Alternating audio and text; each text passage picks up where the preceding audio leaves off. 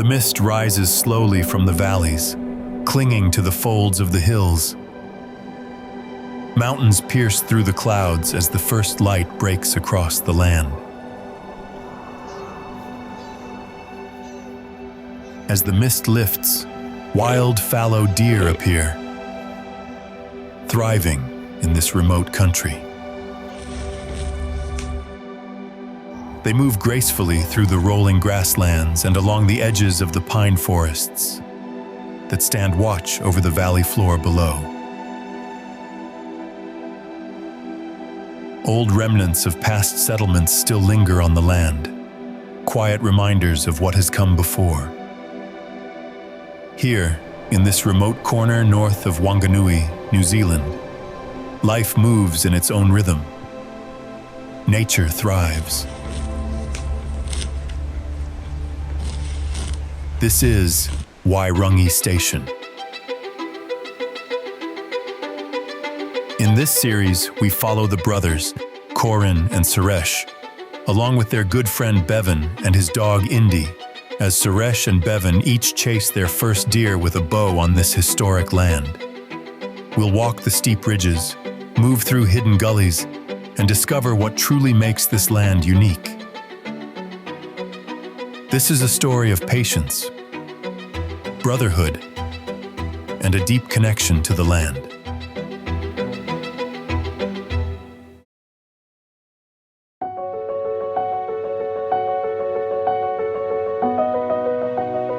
The brothers arrive at the station on a quiet afternoon. The hills fold around the valley, opening up to reveal a working farm tucked deep into the landscape, simple, honest, and full of life. They meet Sid and Christine, the owners of the station.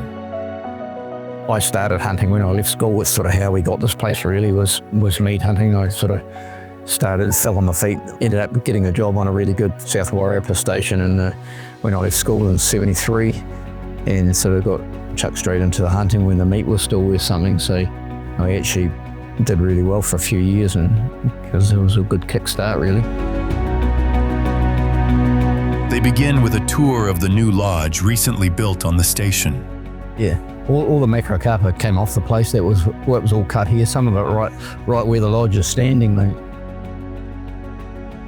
Built with a thoughtful mix of modern design and history, the lodge features recycled timber from the old farm structures on the property, along with timber milled right on site.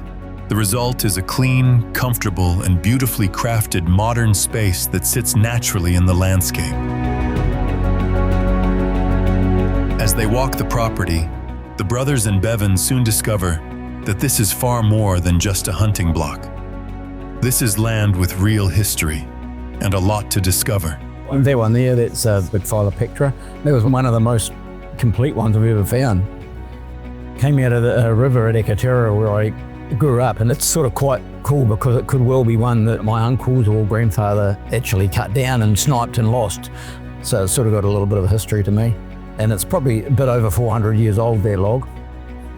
Yeah, it's a fellow off here, quite a few years back now, but yeah, very lucky to get that one. Previous owners in the past, that traditionally all the wool bales were branded, so the shearers would always get the blown stencil after the end of shearing and put their name up in the wool shed. Just a little bit of history. Well, you've done an amazing job, mate. The hunting block covers over 4,500 acres of private land. When you hunt here, you have the entire place to yourself. No other hunters, just you and the country.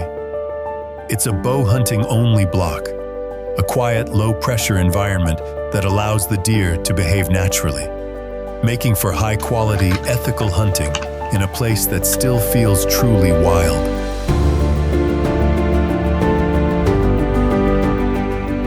Well, the thing is about even places like this, if we hunted it every week with rifles, they wouldn't be sitting around like that during the day, you know, and it's just not as sustainable. The bow hunting's been really sustainable because not everybody takes a deer home, they come and see them, and that's the main thing. You're getting out there and you're having a break and you're seeing animals.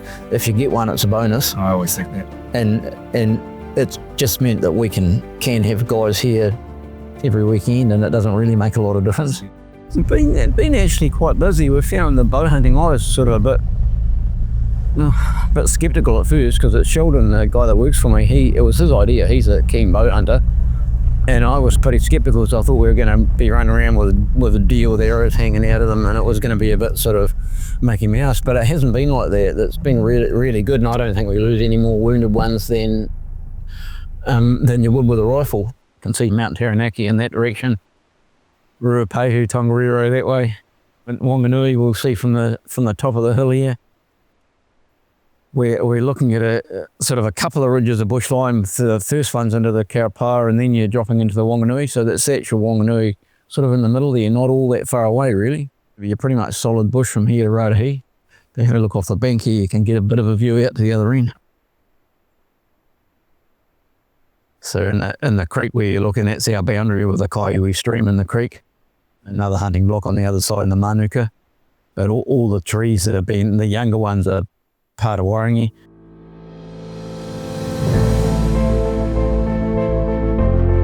As they stand and look out over the vast expanse of the hunting block, it's hard not to feel overwhelmed.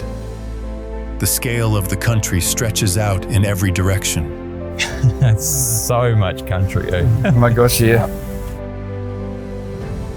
Rolling grasslands, deep gullies, and ridges disappearing into the distance. The excitement is real. The opportunity in front of them is enormous, but so is the challenge. They're stepping into a new way of hunting, using a bow on completely new terrain and a deer species none of them have hunted. They turn to Sid, looking for the kind of hard-earned knowledge that only comes from someone who has walked this land for decades. We always say to people that it's a golden hour, an hour before it's dark and an hour after daylight in the morning is when you really need to be there. And that's a common mistake. A lot of guys will hunt during the middle of the day, or when it's too hot and they should be sitting at home having a little cup of tea, and they'll come home at 5 o'clock, and I hear a bike or hear a vehicle come in at 5 o'clock, and what's going on? They must have got one, Oh no, I've been around, I've had a really good look, and they're coming back in that golden hour, and I'm going, oh my God, probably 80% of the deer I've ever shot have been in that last half an hour of light. Because they're smaller, aren't they, the fallow? Because I haven't really hunted fallow at all. Yeah, they're not that large, and they if they're down in the middle of these faces, very hard to get close to them. Are they all like different colours? Yes, they are. Yeah, brown and white spots. Some are quite black. There's actually one pure white. One lives sort of over in the middle there. We often see her, and we sort of don't shoot her. She's a bit of a novelty. Yeah, the albino she gives her one. mates away all the time, because you pick the white one out straight away. So in terms of the difference between red and fallow, is there much of a difference, or what do you think? If anything, the fallow deer are probably quieter and easier to get closer to. There is the odd red deer here, not very many. They sort of stick to the bush and that, very few. But yeah, after hunting red deer, and I guess I hunted red deer mainly in a time where they were very heavily hunted, and they were pretty toey. And sort of coming here a bit later on and onto the fallow deer, I sort of thought they were hanging a lot quieter, but they're still not silly. But I guess it's just because they're a grazer rather than a browser. They'll always want to stick to the grass country, and that where the red deer are quite happy to live in the bush. So your fallow make themselves a little bit easier by where they want to live and graze, really. So what's the secret to Bevan getting nice and close to a deer and not covering too much country? I get guys in here that'll come back at the end of the day and say, I saw some deer, I must have walked 20 kilometres and I'm totally hit it. But that's the problem, if they'd parked their backside on a post and waited, one would have walked past them within 10 minutes probably.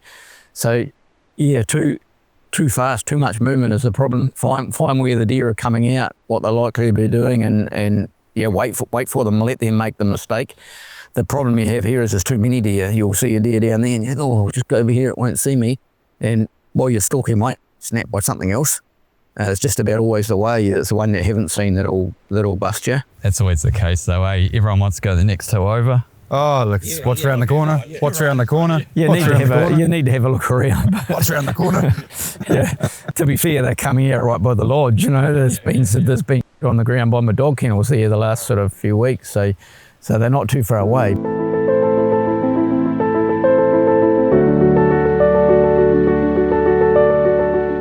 A spot like this, if your wind was right, if you're parked up here somewhere just before dark on this bush line or something, you'd have every chance they're gonna walk these tracks for sure. You could hide behind this bloody tree here and wait. It's just a matter of trying to get the wind a little bit right, really, so you're not depending which way the wind's going.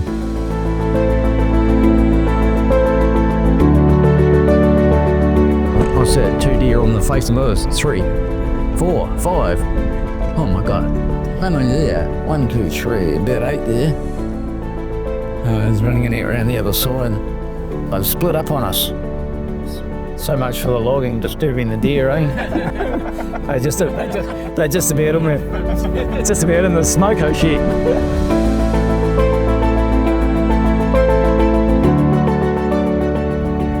This here in one area in the South Island is where they started off. Whanganui herd is sort of one of the oldest herds in the country, but they're not some of the best heads. A lot of the best heads have been imported at later dates. As I know, sort of a few years ago now, but they did release some infawn hinds that were very good bloodline. Right. So there could be some better heads just sort of starting to show up, and that sort of looks a little bit like what's happening here. We've seen better heads this year than we've actually ever seen before. Yeah, right.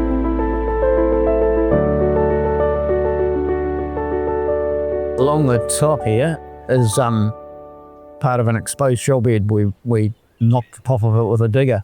Yeah. But you see the size of the oysters in there? Oh, wow. A couple of the big ones I've got in my chimney at home came from up here. Cool, eh? That's a giant oyster, Chrysostia ingens. A lot of them are just massive compacted shell beds of all right. Chrysostia, and they reckon that they've formed in quite deep water like Fallow Strait. Yeah. And then at some stage the currents have changed and sloughed away all the lighter material, the pippies and the sand and all sorts of stuff. So you get just giant beds of this Chrysostia in one spot. Yeah. You can actually see, if you walk over to the bank there, you can see further around in those trees, there's a big bank of them. It's just all oysters. Yeah. We're just looking at the bluff over there, where that white sort of bluff is just solid oyster shell. Man, that's crazy. Yeah, it's amazing what nature does. Yeah. All of this land is tilted towards the southeast at about 5 degrees. So we get varying different shell beds exposed in different places. Further north, they get the more recent shell beds. Yep. And then further here, as you head further southeast, you disappear into the Lone Sea sort of further east. Yeah, I could do crazy stuff like just spending time looking around at fossils and stuff, and you never know what you're going to find. The way I see it, it's the same as hunting animals. It's similar, just going around looking at stuff like that. It's all the same sort of. Yeah, the buzz. geology is really cool. We just picked up a little bit. There's so much to learn about it, and you know, some people wouldn't just know so much about it. I mean, you just can't even imagine that this would have been all underwater. I mean, it just doesn't even make sense. You got to sort of think that when it came up out of the ocean, it was all flat as well. Yeah. So all these valleys and that have all been eroded away over time as it's come up out of the sea. And what's happened on a lot of these big shell beds, that the lighter material was eroded out, and then the shell beds have collapsed into the valleys. So even lower down, we were eroding down there, you're getting massive chunks of sand shell that have come from a lot higher up, but everything else has just been washed away.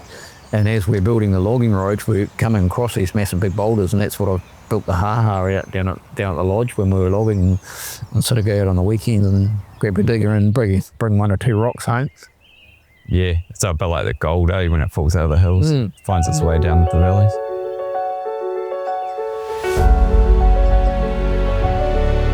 We eat fallow deer the whole time. Yeah, it's supposed to be really good eating. I haven't actually tried it. Beautiful eating. Beautiful eating. Because I mean, the reds are beautiful as well, but the fallow's supposed to be even better. And I corn it and make sausages and all sorts of stuff. But just generally, the mince is so good for, you can make meat patties for your burgers or nachos or savoury mince, or you can stuff things with it, and you can just do so much. Thanks a lot for that. Bloody good. Yep. Oh, well, at least you know where you're going now. Yeah, that'll be invaluable, eh? We've got an idea anyway.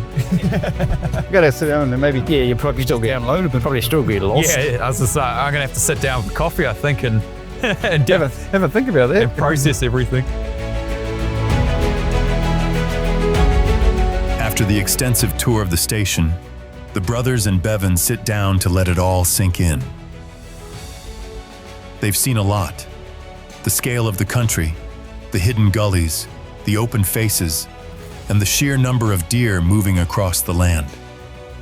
The excitement is building, but so is the quiet understanding of just how much country they have in front of them. This place doesn't give up its deer easily, and that's exactly why they're here. We've been on a pretty awesome farm tour. We've got a good kind of lay of the land. It's a lot to take in. It's like Yellowstone. It just keeps on going. So. Oh, there's a huge amount of hunting block. Probably like 50 times bigger than the area we probably hunt back home. I mean, one of these hills is probably good enough to hunt on. Boy, just own that. So the thing to think about is, where did we see the most deer? I feel we saw a lot more out this way. Yep. Where we drove over, but I mean that would really come into play more tomorrow when there's trucks working out this way. Yep. All right. Yep. So we could be over there. They're not going to touch that area. Yep. What do you think about just heading to the front here then? Yeah. And just have a look. We'll start park down up, there anyway. Take the cameras. I think that's the best option considering how many trucks are going to be rocking through. All right. So we've got a plan. So we're going to hunt close tonight, and then we'll come back and have a nice meal, and we'll get up nice and early and maybe hit this road and go up to the top, and we'll just find a spot and start from there. Yeah. We could talk about that tonight over dinner. Sounds good to me. The true scale of the station has started to sink in. Over 4,400 acres of private land, ridges, gullies, native forest, and open faces stretching far into the distance. And everywhere they look, there are deer. A lot of deer. For two guys new to bow hunting, it almost seems like it should be easy. But as they're about to discover, this kind of hunting plays by a different set of rules. It demands a new level of patience, awareness, and respect for the land. They leave the tour with a plan, but they already sense the country may have other ideas. The real hunt and the real lessons are just beginning.